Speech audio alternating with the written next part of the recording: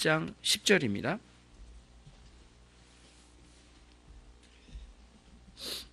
갈라디아서 1장 10절입니다. 같이 찾으신 줄 알고요. 10절을 같이 읽습니다. 시작. 이제 내가 사람들에게 좋게 하랴, 하나님께 좋게 하랴, 사람들에게 기쁨을 구하랴. 내가 지금까지 사람의 기쁨을 구한 것이었더라면 그리스도의 종이 아니니라. 아멘. 앞뒤 분들하고 인사 나누시겠습니다. 평안하셨습니까? 예, 반갑습니다. 집사님, 뵙게 돼서 반갑고요.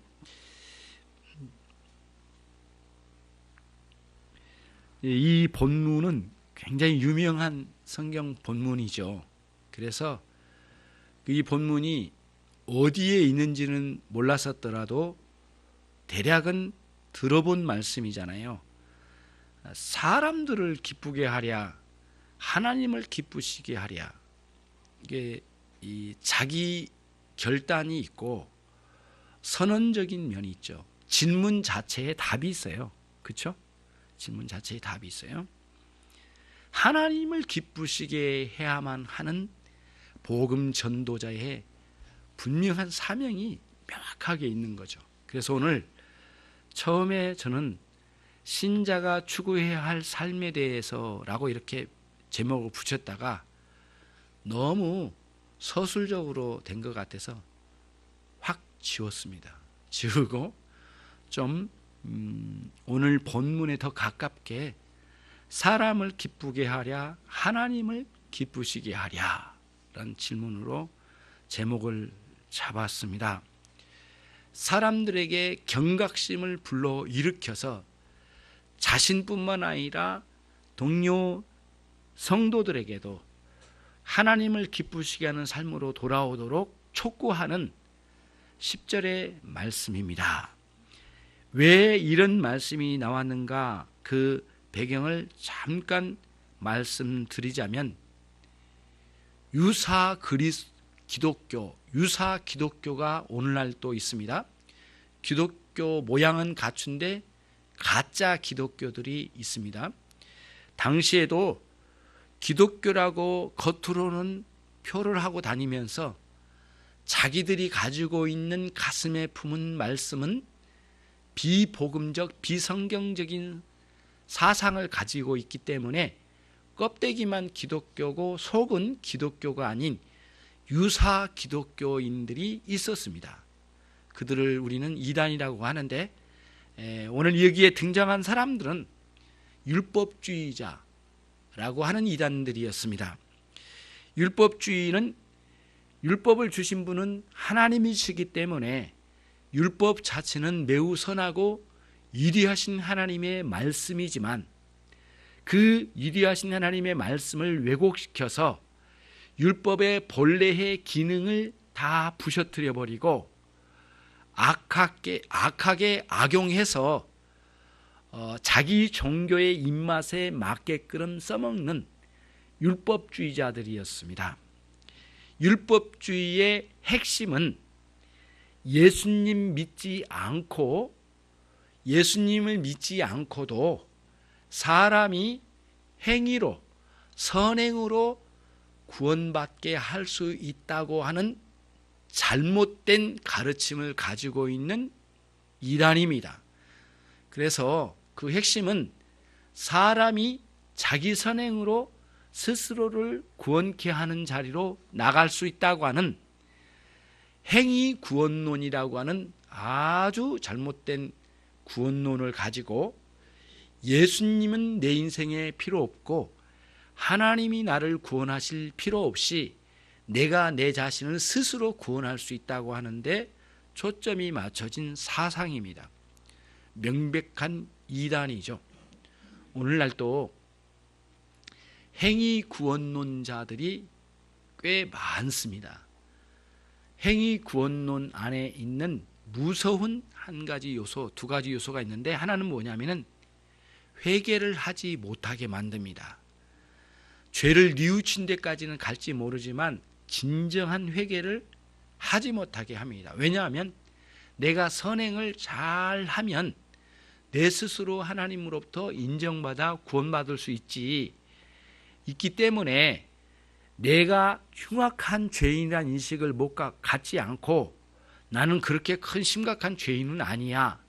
그렇기 때문에 참된 회개까지는 안 가더라도 그냥 죄를 대충 개별적인 죄를 뉘우치는 정도만 갖고 하나님께서 말씀해 주신 율법을 하나하나 잘 지켜가면 안식일도 지키고 살인하지 않고 부모를 공경하고 거짓 증거하지 않고 이런 식으로 선행을 잘해서 그 말씀을 지켜가면 되지 않겠는가라고 생각하는데, 인간이란 존재는 마음 깊은 뿌리로부터 행동처 끝에까지 완전한 선행으로 이루어지지 않으면 그 외의 모든 선행이라고 하는 것들은 죄악에 다 휘말려 들어가서 완전한 선행이라고 볼 수가 없는 것입니다.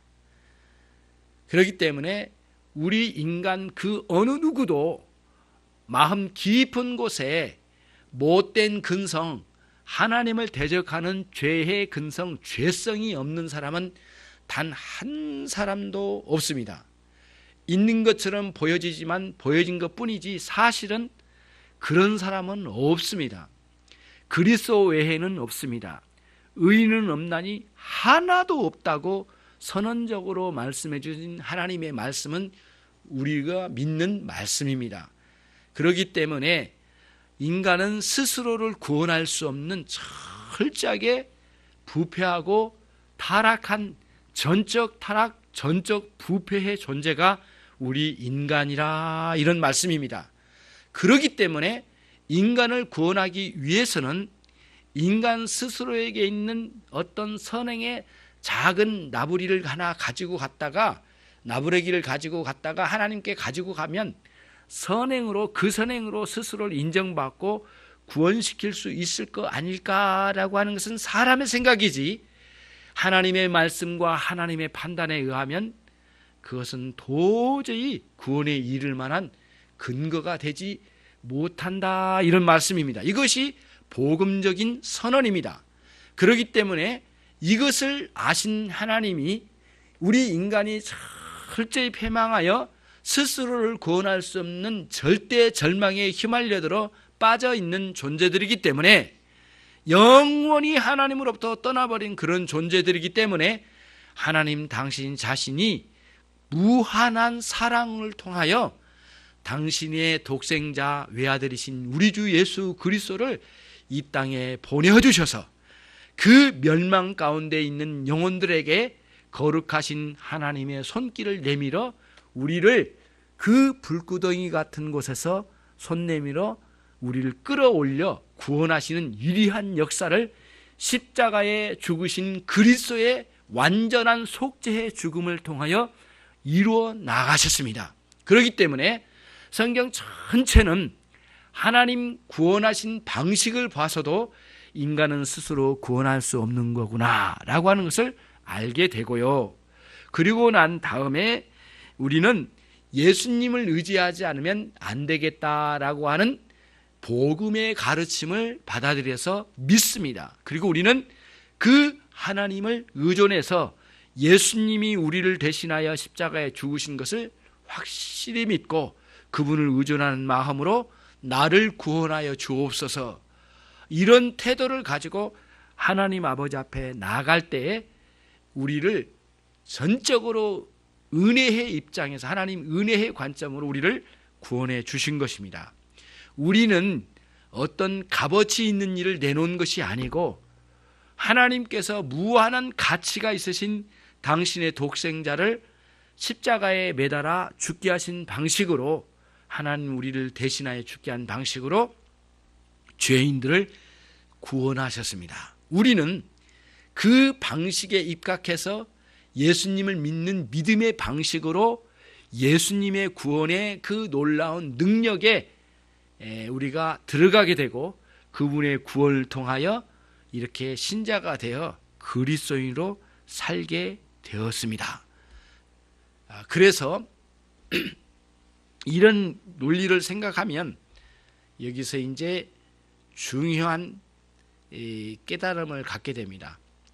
율법주의는 사람을 즐겁게 합니다. 왜냐하면 사람 마음을 아프게 하지 않습니다. 전적으로 타락한 것 아니에요. 그래도 선행을 하면 구원에 이를 수 있고 율법을 열심히 지켜가면 인간이 인간 스스로를 구원할 수 있는 길이 있기 때문에 너무 그렇게 절망하지 마세요. 이런 식으로 이야기합니다.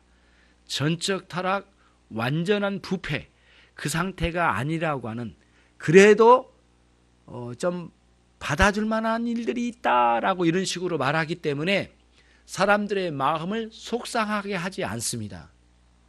그러니까 사람들의 마음에 이렇게 두리뭉실 어루만져서 따둑거려서 그들을 일으켜 세우는 겁니다. 그래서 그들을 마치 하나님을 따라 자기가 구원에 이를 수 있는 것처럼 이끌어낸 겁니다.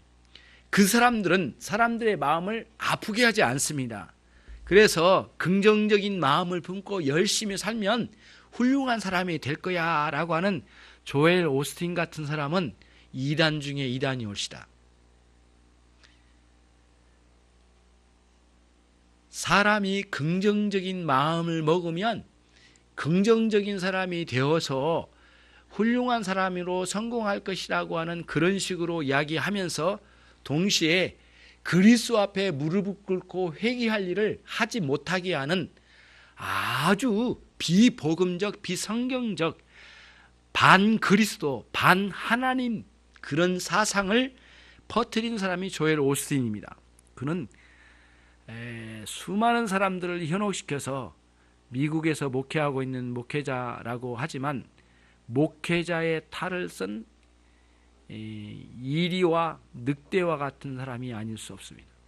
가장 사악한 방식으로 예수님을 믿는 사람들을 현혹시켰습니다. 그는 단 한 번도 사람들의 마음을 아프게 하지 않고 회개의 자리로 이끌어내지 않았습니다. 그러면 여러분, 로마 가톨릭에서 큰 회개가 일어나서 부흥의 역사가 있다고 하는 소식은 한 번도 기독교 역사에 들어본 적이 없습니다. 여러분과 제가 명백하게 이 구별점을 갖기 바랍니다. 이제 명백합니다. 모든 이단은 사람의 마음을 기쁘게 하려는 데 초점이 있습니다. 왜? 그래야 사람들을 현혹시켜서 끌고 가기 때문이죠.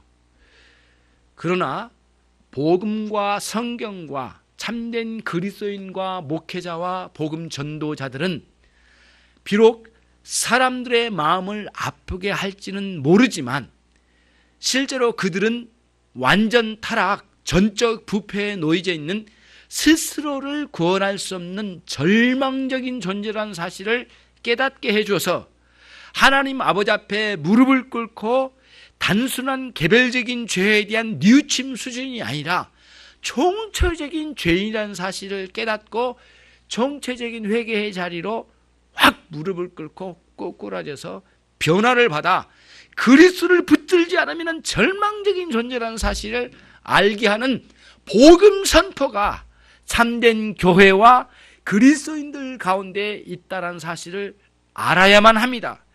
당장 듣기에는 씁니다. 당장 먹기에는 쓴 약일지 모릅니다. 그러나 배에 들어가면 여러분이 치명적으로 문제가 된 부분을 치료하는 놀라운 역사가 있을 줄로 믿습니다. 그들은 이 쓰디쓴 복음을 듣고 그리스도를 붙들지 않으면 견딜 수 없는 마음으로 예수님 앞에 무릎을 꿇고 우리 주님을 붙드는 믿음의 역사가 일어나게 될 거고 자신의 죄에 대한 뉘우침과 회개를 통하여 철저하게 참된 회개의 자리에 나가게 될 겁니다. 그러므로 율법주의는 믿음을 배제하고 회개를 물리칩니다. 절대 회개하지 않게 하고 그리고 참된 회개로 못 들어가게 하고 예수 그리스도를 붙드는 마음을 제거시켜버립니다. 왜냐하면 스스로 구원에 이르게 되니까요. 그게 율법주의가 가지고 있는 그 핵심적인 교리올시다. 여러분과 제가 이거를 구별을 가져야 되는데 오늘날 모든 다양한 양태의 다양한 양태로 드러난 이단들이 있지만 다 싹 쓸어서 모두 사람을 기쁘게 하려는 데 초점을 맞춰서 사람들의 마음을 빼앗아 왜곡된 복음으로, 왜곡된 성경 가르침으로 사람들을 멸망으로 끌고 가게 되는 거죠. 결국에는 그리스도로 가려고 하는 많은 무리들을 다 끌어다가 이 지옥으로 끌고 가는 무리들이 이단이라고 말하는 것이죠. 여러분과 저는 오늘 제목이 일러주고 있는 것처럼 여러분의 신앙이, 그리고 여러분이 듣고 있는 복음이 사람을 기쁘게 하는데 초점을 맞춰야 되겠습니까? 아니면 하나님을 기쁘시게 해드리는 복음 진리의 선포에 초점을 맞춰야 되겠습니까? 이 질문 안에 답이 있습니다. 본문을 한번 보겠습니다. 이제 내가 사람들에게 좋게 하랴, 그렇게 되어 있어요. 거기에 사람들이라고 하는 것은 모든 사람들을 두고 하는 말 아닙니다. 이때의 사람들은 하나님을 대적하는 사람들, 또 본문의 문맥으로 보면 그 율법주의적인 사고의 체계를 가지고 있는 사람들, 예수님을 안 믿으려고 하는 완악한 사람들, 그들의 마음을 기쁘게 하랴, 그거를 말하고 있는 겁니다. 정확하게 본문의 문맥상 그렇게 봐야 됩니다.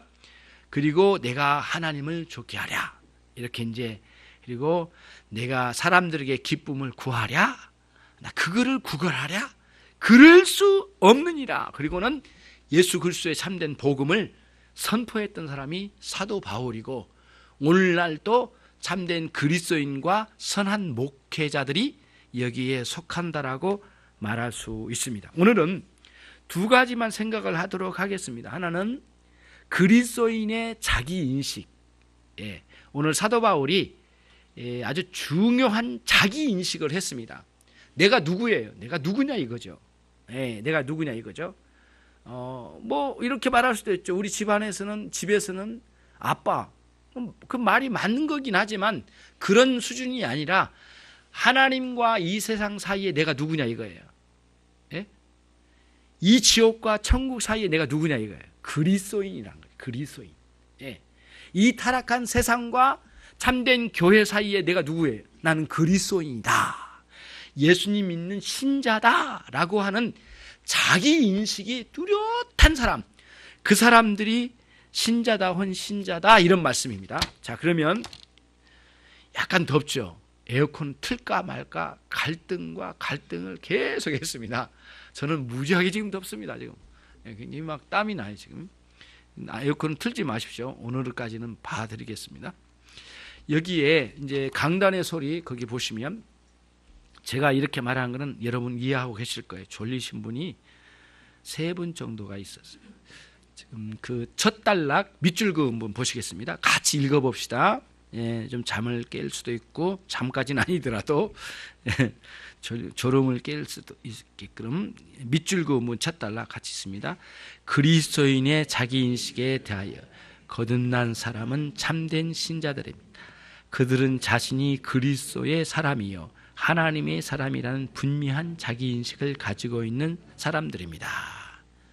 바울은 그것을 나는 그리스도의 종, 둘로스, 노예, 나는 그리스도의 노예라고 이렇게 표현을 했습니다. 자기인식을 한 거예요.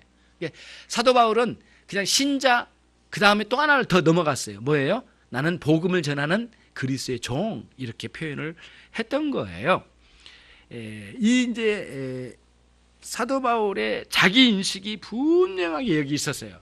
그래서 내가 그리스도의 종으로서 사람들을 기쁘게 하랴, 하나님을 대적한 사람들을 기쁘게 하랴, 우리가 여호와 하나님을 기쁘시게 해드리랴.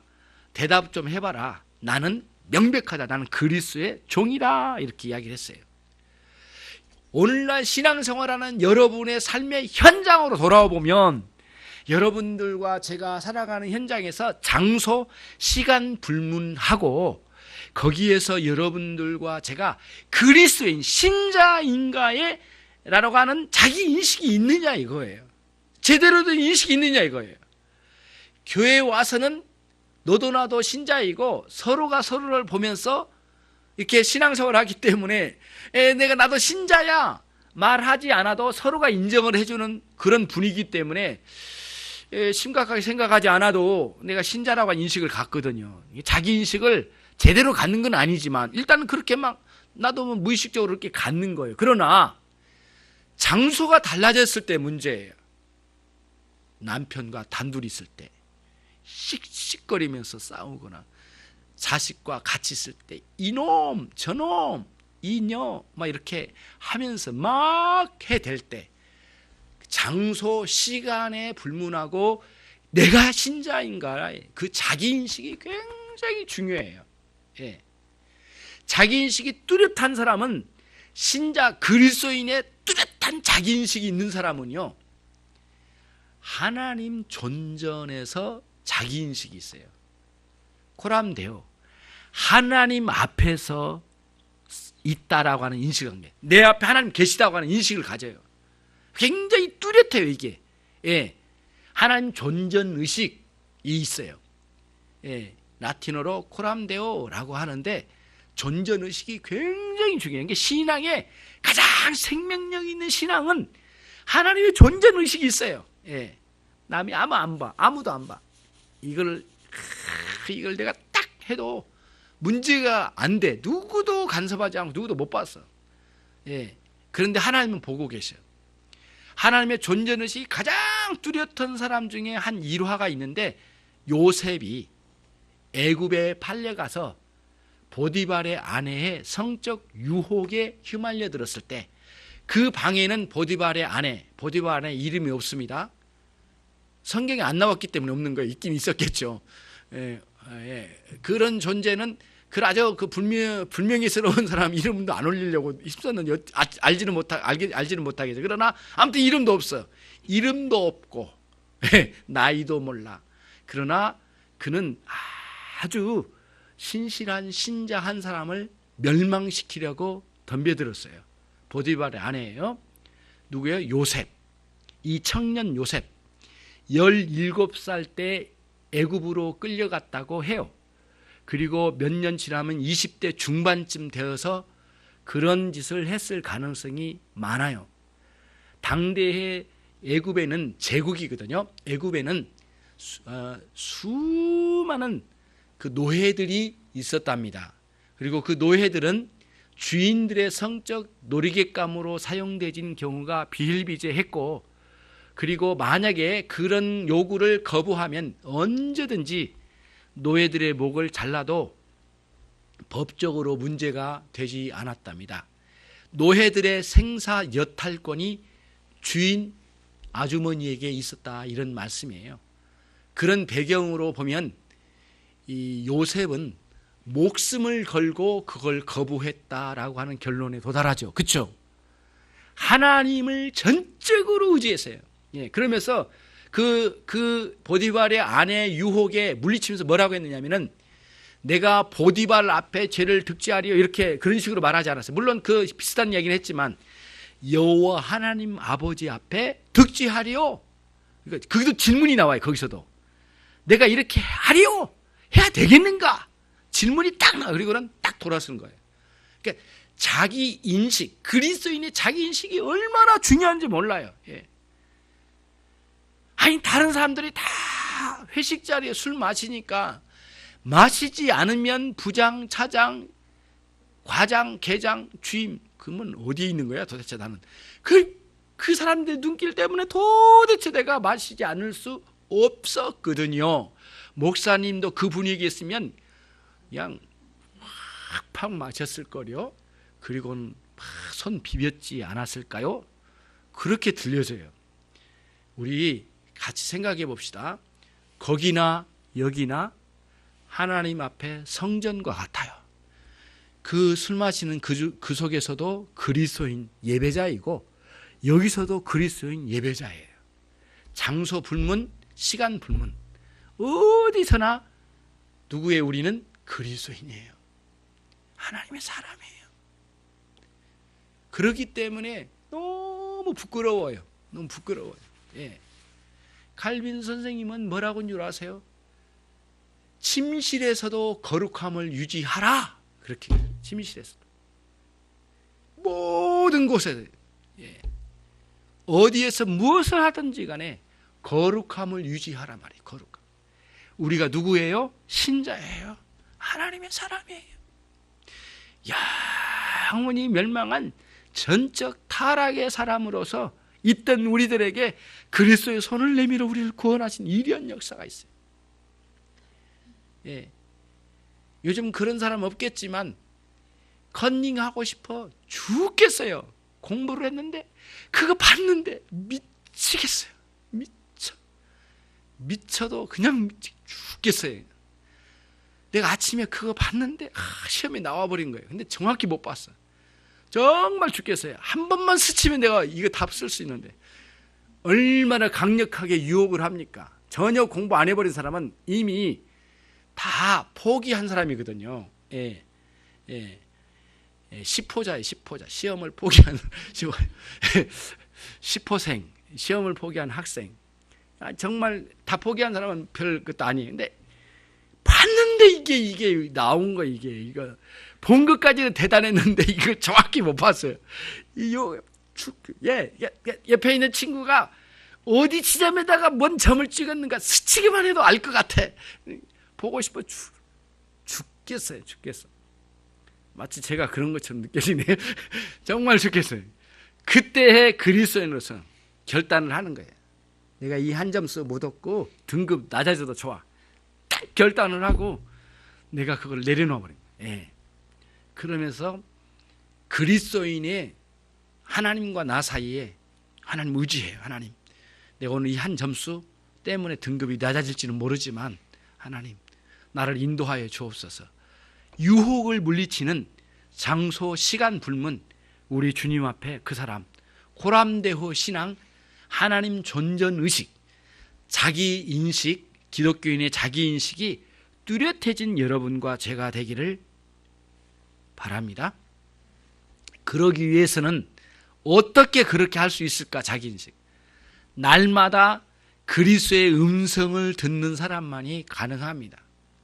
다시 말하면 주님과의 은밀한 대화의 세계가 있는, 기도가 있는 사람, 주님의 말씀이 들려져서 이해가 된 사람, 내 마음이 예수 그리스도의 사랑이 느껴진 사람, 그 사람들만 기독교인의 올바른 자기인식과 존전의식을 소유할 수가 있는 것이에요.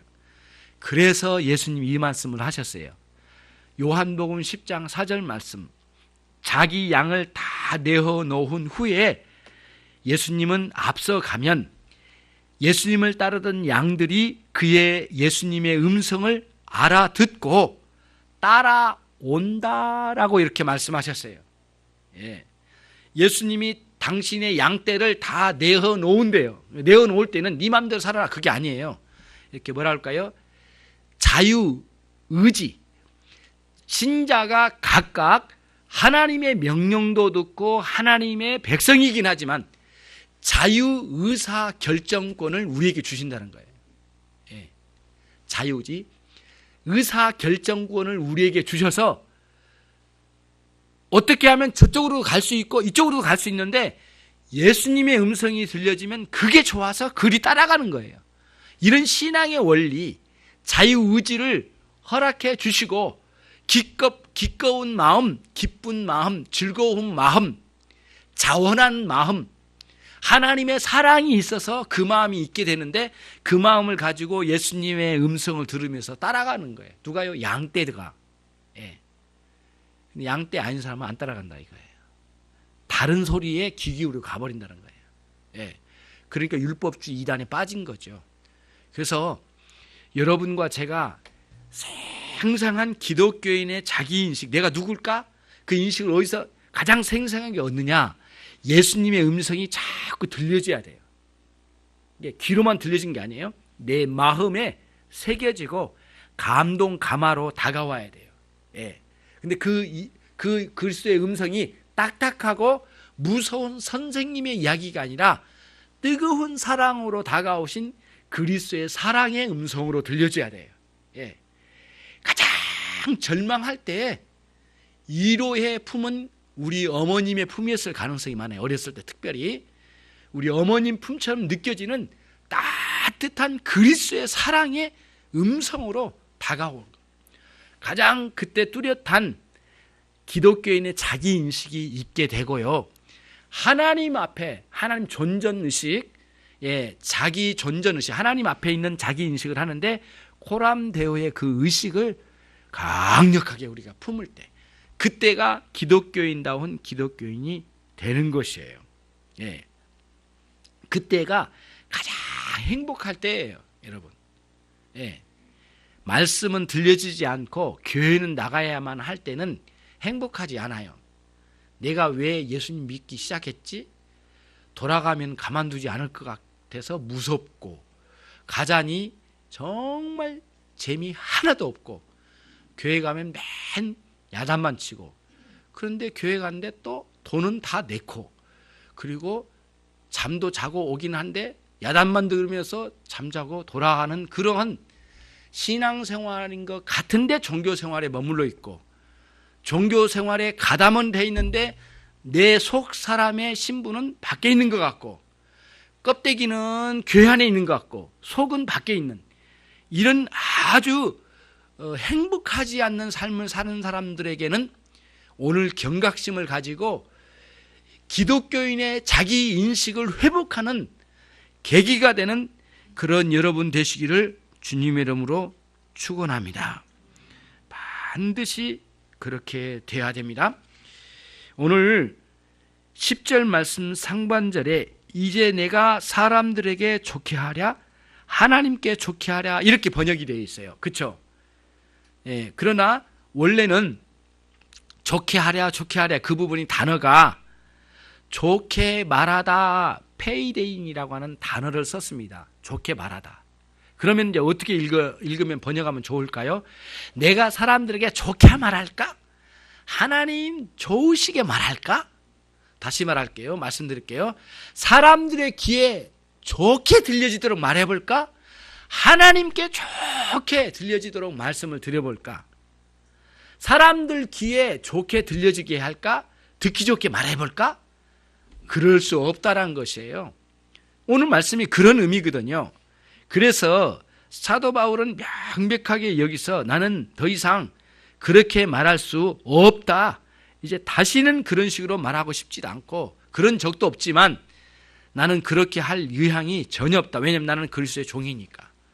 그러면서 좀 쓰디쓴 이야기이긴 하지만 성도들이 모두 찾아온 모든 사람들이 진정한 회개와 믿음의 역사가 있어서 천국 백성이 되기를 원하는 마음으로 하나님의 뜻에 맞춰서만 복음을 전하고 싶다 이거예요.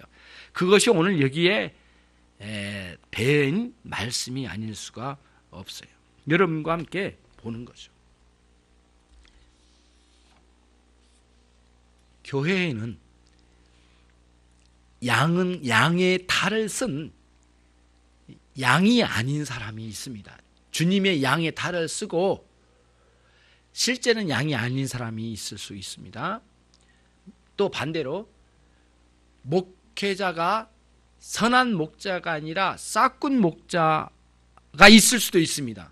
심지어는 목회자이지만 거듭나지도 않고 목회한 사람이 있을 수 있고 현재도 있습니다. 그래서 여러 목회자를 만나보고 저도 목회자이지만 도저히 목회자의 양심으로 볼 때 저분은 거듭나지 않은 분이구나 라고 하는 것을 확인할 수 있습니다. 그것을 여러 사람 봤습니다. 한 번의 실수를 가지고 판단하기란 어렵습니다. 상당한 기간 동안에 그분의 삶의 과정과 마음의 씀씀이며 삶의 목표가 하나님을 향하지 않는 분들을 볼 때에 거듭난 목회자라고 말하기 어렵다라고 하는 결론에 도달한 아주 슬픈 사람들을 만납니다. 오늘날은 이 말세라고 합니다. 예수 그리스도의 부활하신 그 날부터 예수님 다시 오셔서 재림하실 때까지를 긴 기간이죠. 지금이죠. 그 기간을 말세라고 합니다. 예수님의 부활 때부터 어디까지요? 재림하실 때까지. 이거를 본격적인 구속사의 수학기로 봅니다. 가을 수학기. 열매 맺어 열매를 따야 될 때가 있잖아요. 수확기라고 보는 거죠. 성령의 시대라고도 하고 교회 시대라고도 합니다. 이 시대에는 아주 중요한 한 가지를 여러분 잊지 마십시오. 선한 목회자를 만나는 것은 참으로 복됩니다. 또 목회자들은 참으로 주님의 양떼를 만나는 것처럼 행복하고 복된 것은 없습니다. 진정한 그리스도의 양떼와 참된 목회자, 그리스도의 보내신 목회자가 만나는 것은 최고의 행복입니다. 양쪽 하나만 깨어져도 참 가슴 아픈 일이고 정말 슬픈 일이 아닐 수 없습니다. 여러분과 저는 그런 관계가 되기를 원합니다. 또 이런 경우도 있습니다. 거듭난 목회자이지만 세상과 사단의 유혹에 떨어져서 점점 하나님의 뜻을 짓밟아 버리고 세속적으로 흘러가는 목회자도 있을 수 있습니다. 그것도 있을 수 있어요. 그러나 우리는 이러든 저러든 현재적으로 선한 목회자와 그리고 참다운 그리스도의 양떼들이 만나 주님의 교회의 아름다운 융성한 그러한 부흥의 역사가 있는 그 현장에 함께 만나기를 간절히 소망합니다. 여러분들 일평생 우리 중에는 지방으로 이사 갈 수 있는 분도 계시고 또 외국으로 이민 갈 수도 있는 분도 계시고 교회를 피치 못하게 떠나야 될 분도 있을 수 있는데 여러분들이 선한 목자를 어디 가서나 선한 목자를 만나시는 여러분들이 되시기를 바랍니다. 물론 할 수만 있으면 안 떠났으면 좋겠고요. 안 떠났으면 좋겠고 한 번도 안 떠났으면 좋겠고. 두 번째로 갑니다. 우리 여기 이제 두 번째. 오늘은 두 번째이면서 마지막입니다. 두 번째 밑줄 그어진 부분 같이 읽습니다. 그리스도인이 추구하는 삶에 대하여 거듭난 신자에게는 변질되지 않는 자기 인식이 주어지면 신자 자신의 내면에 타오르는 갈망을 경험합니다. 하나님의 영광을 위하여 살아가야 하겠다는 갈망입니다. 이때에는 신자는 기독교적인 가치관과 세계관이 마음과 생각에 장착됩니다. 탁 붙어가지고 떨어지지 않아요. 그래서 정말 많은 교인들 중에 기독교적인 세계관과 가치관이 없는 분들이 계세요. 이래도 흥 저래도 흥 좋은 게 좋은 것 아닐까라고 하는 사람들 가치관과 세계관이 거의 없는 상태에 있는 분들이 계세요. 그분들은 가치관과 세계관이 없기 때문에 세상을 보는 가치관이 다르고 세상을 보는 그 세계관이 달라요. 믿음의 관점으로 안 보고요. 불신앙적인 관점으로 이렇게 힐끗힐끗 봐요. 그리고 좋아 보이면 언제든지 주님을 팽개치고 그쪽으로 가는 거예요. 고무신, 신앙에도 고무신 거꾸로 신는 사람 많거든요. 빨리 벗겨졌으면 좋겠다. 고무신 거꾸로 신고 막 달려가요. 빨리 그 고무신 달아져가지고 벗겨져 버렸으면 좋겠어. 그래서 고통을 느껴 빨리 돌아와야 되잖아요. 고무신 거꾸로 신는 사람 많아요. 이 불신앙적으로 세상을 봐요. 그러니까 돈 많은 사람, 높은 지위에 있는 사람, 똘똘한 사람, 대단한 사람, 성공한 사람 너무 부러워 죽겠어. 부러워 미쳐 죽겠어. 그게 이 세계관 가치관이 달라버린 거예요. 신앙적인 가치관이 아니라 불신앙적인 가치관이 있기 때문에 안경을 껴도 불신앙적인 안경을 낀 거예요. 보는 게 다 그 관점으로 보는 거예요. 그러나 신앙의 안경을 딱 끼고 성경의 입장으로 딱 보면 아무리 훌륭하고 대단해 보여도 물론 그분 훌륭한 것을 인정을 해줘요. 그걸 그렇다고 해서 멸시하거나 욕할 필요는 없잖아요. 왜 그래요? 하나님이 주신 그 지위인데. 그러나 그게 부러워서 내가 미치는 마음이나 이런 건 없잖아요. 그건 인정해주고 그렇게 해준 것도 하나님께 감사해요. 그럼 나의 없는 것 때문에 시기 질투 투기할 필요가 없다 이런 말씀이에요. 그러면서 내가 누구인가? 그리스도인다 이거예요. 그런 높은 지위 낮은 지위 그런 걸 떠나서 내가 누구예요? 하나님 앞에 존재하는 그리스도인 인식을 충분히 가는 그런 세계관 가치관이 명백하게 세워진 거예요. 어떤 사람은 돈의 가치로 모든 걸 판단해요. 그게 불신앙적이에요. 성공이라는 가치관으로 모든 걸 판단해. 그러면 안 돼요. 그러면 또 이런 식으로 말하는 사람이 있어요. 야, 나는 성공 안 하고 나는 돈 없으니까 참 감사하다. 그거 참 웃기는 거예요. 그것도요. 그 말도 되지 않는 소리거든요. 그 속에는 뭐가 있는 줄 알아요? 나처럼 게으르고 나태한 것도 이게 옹호하려고 한 쪽으로 가면 안 된다는 거예요. 예. 그래서 여러분, 열심히 부지런히 열심히 살고, 그리고 이렇게까지 주어진 것만으로도 만족하며 감사하는 것이지, 게으르고 나태한 것 자체를 옹호하려고 하면 안 돼요. 그걸 갖다 신앙으로 막 이렇게 얼버무리려고 하면은 그게 문제가 또 되는 거예요. 예. 그러니까 사람들은 그게 신앙이 좋은 줄 알고 박수를 치더라고요. 박수 취소. 다시 그런 박수 치지 말고요. 열심히 하나님께 충성을 하는 거예요. 그래서 사람들의 종처럼 생활하지 말고 그 회사의 종업원이라는 인식을 갖지 말고요. 제발. 그것도 있긴 있지만 그게 우선이 아니에요. 우리는 뭐예요? 하나님의 종업원이에요. 우리가 하나님의 종업원, 하나님의 나라의 종업원이에요. 그러면서 섬기는 거예요. 그러니까 그 회사의 종업원이라는 인식만 가지고 있는 사람보다도 더 훌륭하고 뛰어난 도덕성, 높은 도덕성을 가지고 섬기는 거예요. 예, 예. 그 삥땅 치지 않고요. 예. 그리고 일해야 될 시간에 딴 일하고 있잖아요. 회사에 가서 교회 주보 만들고 그러면 안 된다 이거예요. 예. 그것처럼 부끄러운 게 없어요. 회사에 가지고 교회 일을 한 사람, 예, 그만둡시다. 그렇게 하지 말고 좀 분별을 할 줄 알아야 되거든요. 예, 그래서 열심히 주님 섬기는 거예요. 근데 그때 회사 사장에게 섬기는 게 아니라 그 회사를 위해서 충성한 게 아니라 하나님을 충성하는 거예요. 물론 회사 사장님에게 섬기면서 그게 어디로 올라가야 돼요? 하나님께 올라가는 그런 방식의 이 직장 생활이 돼야 되거든요. 아이고 잘 됐다. 그동안 그렇지 않아도 사장이 미웠는데 오늘 이제 잘 됐다. 내가 하나님께만 섬기고 저 인간 안 섬길 거야. 그리고 맨날 회의 시간에 싸워버리거나 반대하거나 일해라고 하면 팽개치거나 내가 원하는 대로 하나님 뜻이 이거야. 그거는 자기 아집이고 자기 생각이에요.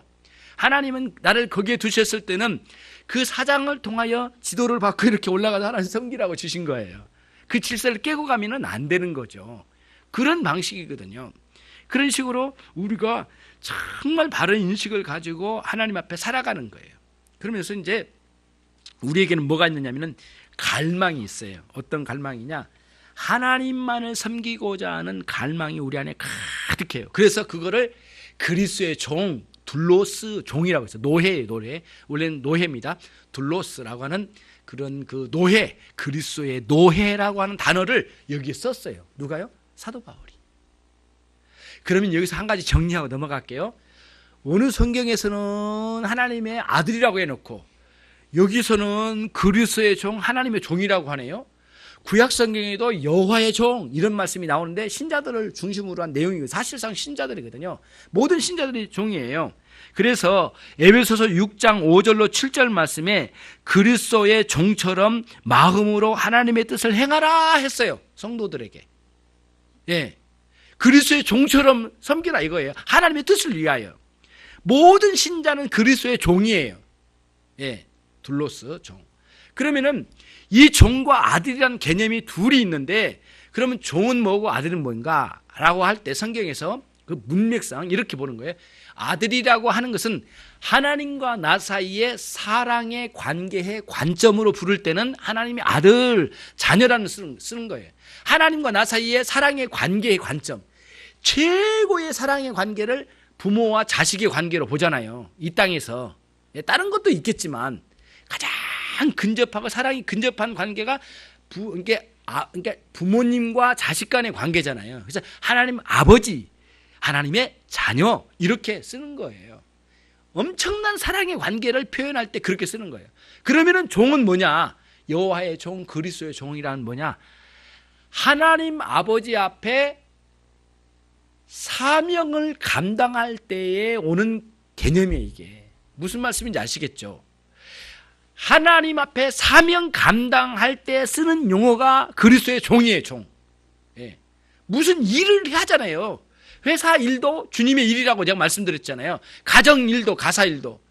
내가 왜 이런 집에 시집 와가지고 생 고생이냐. 저 인간 만나가지고 지금 그 순간에 하나님을 섬긴 게 아니라 남편 섬기고 있는 거예요. 남편 섬긴 것도 아니고 지쳐가지고 남편과 이제 싸우려고 이를 바득바득 갈고 있는 상황이에요. 그거는 아주 부끄러운 그리스도인의 모습에 있을 수 없는 일이고요. 그래서 물론 마음 아프고 마음 상할 때도 있죠. 완전한 때가 없잖아요. 그러니까 그때 어때요? 그때 마음이 내가 누구인가를 알고 그리스도의 사랑의 마음을 품고 이 가정을 잘 섬겨서 하나님의 나라를 섬긴다 인식이 같이 들어와야 되거든요. 연결이 돼야 되거든요. 근데 교회 가서는 열심히 섬겨요. 목사님에게 온전히 열심히 섬겨가지고 목사님 이 정도 섬겼으면 잘한 거죠.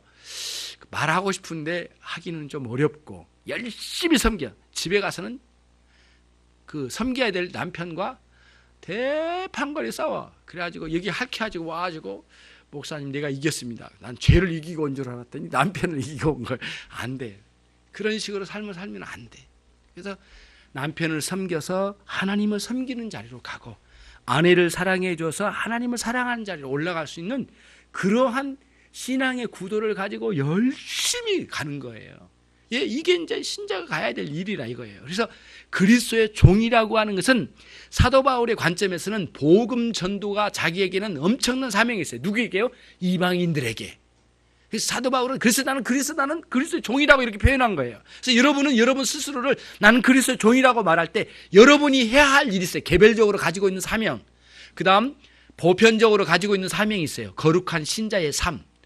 누구나 다 가지고 있어야 될 그 사명이잖아요. 두 가지 보편적 사명과 개별적 사명이 같이 어우러진 거예요. 한쪽이 깨지면 안 돼요. 그렇잖아요. 그런 관점으로 그리스도의 종이라고 말했던 거예요. 그래서 그리스도의 종, 하나님의 자녀 이 두 가지의 개념은 같이 가는 거예요. 같이 붙어 있는 거예요. 한편은 하나님의 무한한 사랑을 누리고 한편은 하나님의 놀라운 그 사명을 감당하는 거예요. 예, 예. 예. 그래서 정말 아름다운 그 사명을 잘 감당하는 거예요.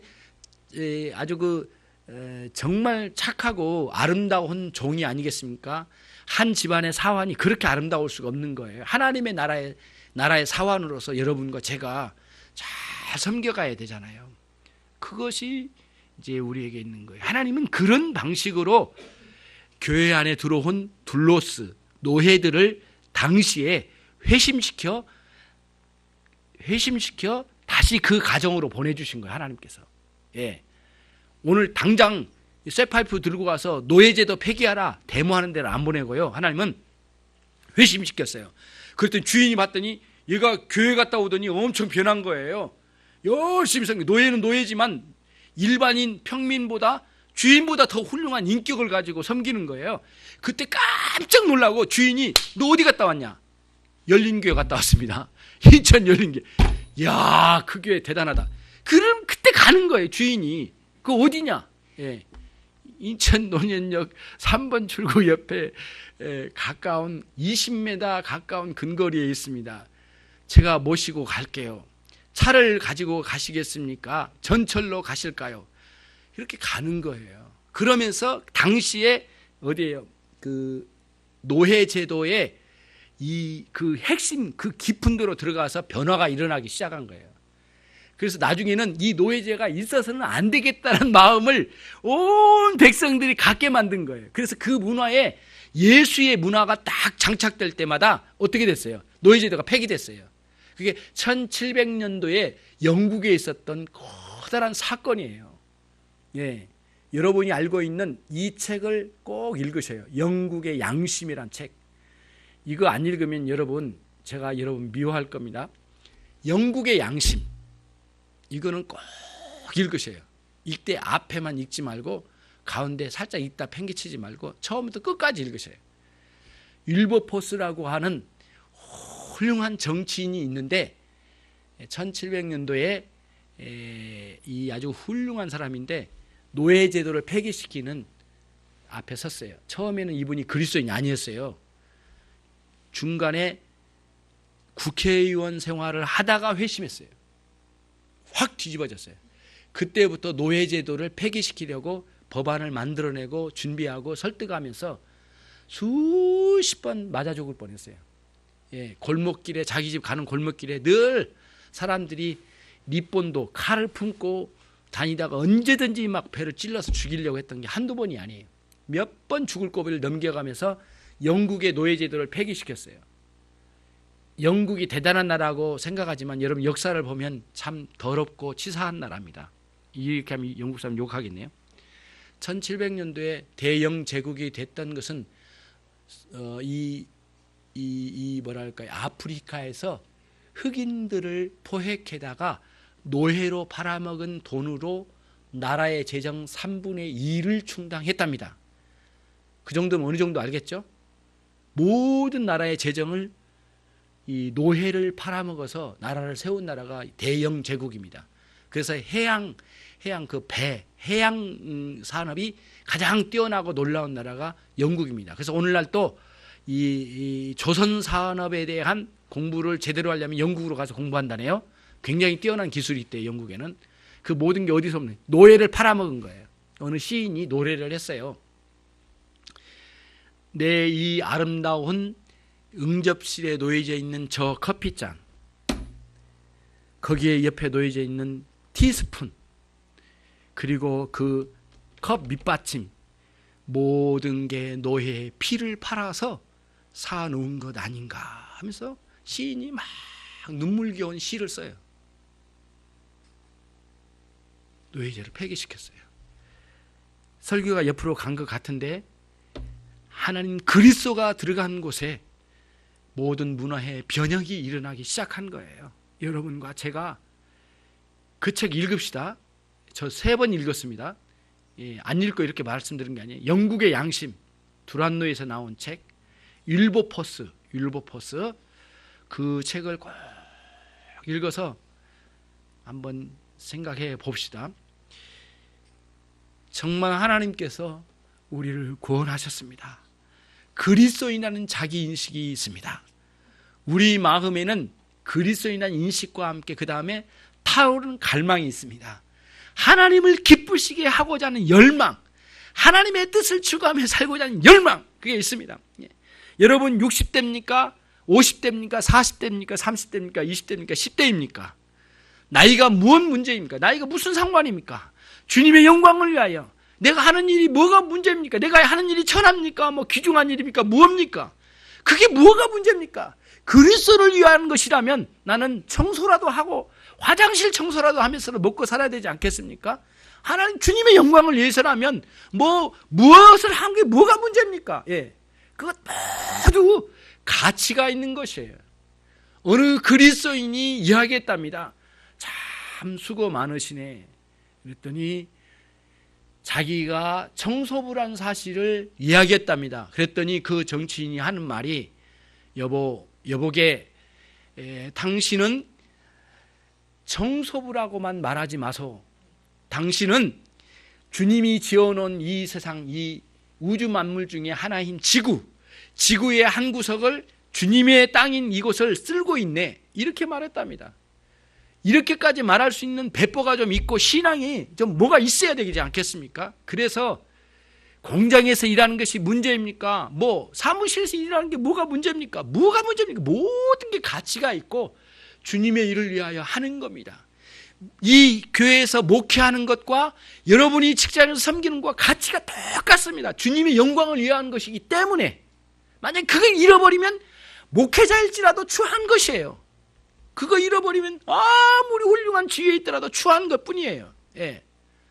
그것을 명백하게 알고 자기 인식이 먼저 들어와야 돼요. 그리고 존재의식, 코람데오, 하나님 앞에 존재하는 나를 인식하고 그 다음에 그 일의 사명을 감당할 때 불타는 열정이 있어야죠. 그래서 열정 없는 분은 죽어 있어요. 열정이 타올라야 돼요. 막 가슴이 타올라야 돼요. 내가 열심으로 해야 돼요. 예. 그래서 출근할 때 9시까지 출근하십니까? 최소한 30분 전, 15분 전, 20분 전에는 가야 되지 않겠어요?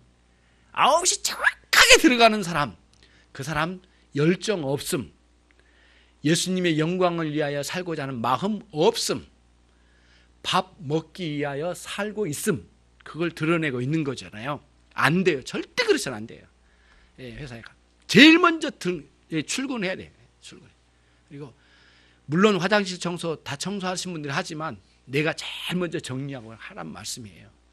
예화를 또 그분의 예화를 들을게요. 나는 그분이 학벌도 좋지 않고 이런 분이지만 KT라고 하는 회사에서 근무하신 분인데요. 400명, 500명 다 퇴출될 때 그분은 자르지 않더래요. 근데 그 모든 사람 중에 가장 자기가 학력이 안 좋았대요. 어떻게 하셨냐고 그랬더니 새벽 기도 끝나고 바로 출근이에요. 그래가지고 그 5층인가 6층인가 모르지만 그 층에 있는 모든 직원들, 키가 이제 직원들을 열고 들어갈 수 있으니까 그 층을 전체를 청소를 한답니다. 서류도 정확하게 그 자리에 두고 그 사람 명패도 자리에다 두고 쫙 정리를 한답니다. 딱 해놓고 커피 끓여서 딱 끓일 수 있는 상황으로 딱 만들어 놔니다. 한 사람 오면 커피 따라서 딱 대접하고 그러면서 성경 읽고 이렇게 하면 준비를 하고 있다가 업무 딱 되면 성경 딱 덮고 업무에 열중하고, 그래서 처음부터 끝까지 전체로 청소하신 아주머니는 그 5층은 올라오지도 말라고 한대. 내가 하겠다고. 화장실에 있는 수건을 늘 갈아치워주고 말없이 사람 없을 때 이거예요. 그러니까 거기에 있는 부장님이 절대로 놓치기 싫다고 건의를 했대요. 회사에다가. 다른 사람 다 잘라서 2분만큼 놓치기 싫다고. 끝까지 하면서 하나님이 얼마나 좋아하는지 몰라요. 그분이 그를 고백을 해요. 나는 목사님, 내 전도사 때 전도사님, 나는 학벌이 너무 안 좋아요. 배우지도 많이 못했어요. 겨우 국문 읽어요. 그런데 내가 그 굉장히 사람들이 최고로 부러워하는 그런 회사에서 내가 이렇게 몇십 년 동안 일을 할 수 있는 건 하나님의 은혜예요. 절대 자기는 아부하듯이 하지 않는데요. 주님을 위해서 했대요. 저는 그걸 보고 그리스도인이 이 삶을 사는구나. 한 가지 더 할게요. 여러분이 감동이 없으신 것 같아서 감동이 있을 때까지 그러면 하는 겁니다. 한 가지 더 할게요. 어린이집 하시는 이제 원장님이셔요. 그런데 정말 놀라운 거는요, 그 어린아이가 기도를 합니까? 뭐를 합니까? 원장님이 선생님 각 반에 쭉 있잖아요. 아이를 하나씩 데려다가 쭉 어루만져주면서 기도를 해준답니다. 하나님, 이 아이가 훌륭하게 자라게 하옵소서. 자꾸 어린아이를 데리고 가는 선생님들 의심이 나가지고 원장님 창문으로 가서 쫓아가서 봤대요. 왜 이 시간에 이 아이 저 아이 데려갈까, 뭐를 하시는 건가 궁금해요. 이렇게 봤더니 막 눈물로 기도해 주더랍니다. 예. 옷 매무시도 좀 만져주면서 아이를 기도해 주더랍니다. 눈물로 기도해 주더래. 하나씩 데려다가요. 그게 소문이 난 거예요. 어떻게 소문이, 뭐 자랑하려고 한 건 아니겠지만 그 원치도 않았을 거예요. 원한다면 보인 데서 했겠죠. 왜 방에 데려가서 했겠어요. 그 부모님들이 소문이 난 거예요. 너무너무 감사한 거예요. 아이들이 정서적으로 잘 자라고요. 서로 다 그 어린이집에 아이를 보내려고 줄을 선다는 거예요. 그게 뭐 잘난 거 대단한 건 아닐지라도 하나님 앞에 어린 영혼을 섬기는 거예요. 나는 그걸 보면서 그분은 그리스도인이다.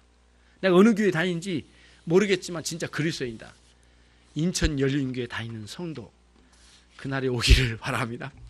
여러분과 제가 두 가지입니다.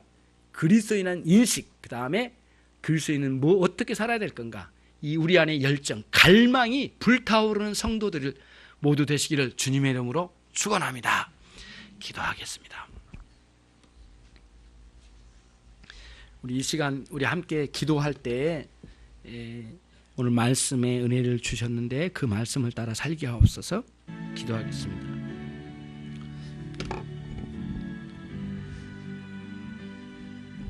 자비로우신 하나님 아버지, 감사합니다.